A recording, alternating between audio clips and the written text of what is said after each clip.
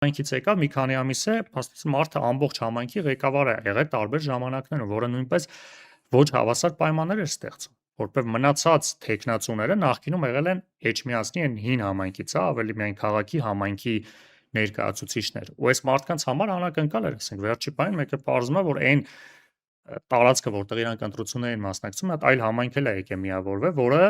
միայն մի թեկնածուին, այսինքն սա ակնհայտ է, որ ՔՊ-ի հաշվարկն էր, նաև միավորել այդ համայնքը, միայն առանձին Էջմիածնի ընտրություններում այս արդյունքը չէր լինի։ Ամեն դեպքում, եթե սենց այս տարվա ընտրությունները այսօր առիթ եղավ, տենց էլի քննարկում էինք, նաև տենց ընդհանուր պատկերը փորձեցինք նայել, որ ոչ ծայրահեղացնենք մի կողմից, ոչ էլ մյուս կողմից։ Գյումրի փառաքար Էջմիածնում ՔՊ-ն հավաքել է ընդհանուր միջինացված 40%։ Այսինքն էսա, որ բոլոր տեղերը վարչական ռեսուրս, լծակներ, 3 տեղում էլ համայնքի ԺՊ-ն ՔՊ-ի ներկայացուցիչն, այսինքն առավելագույն կարողանում են այսքան հավաքել։ Ընդ որում սա տենց միջին պատկեր կարանք ստանանք, մեկը միայն քաղաքային բնակավայրեր, հա, տենց երկրորդ քաղաքներ, Երևանից հեռու, մեկը մոտ։ Մի խոսքով,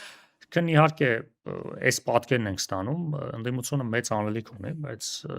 ամենևին հակված չեմ սա համարել ինչ-որ տենց հուսահատություն, սա չի տալու 26 թվականի պատկերը, էլ չասած, որ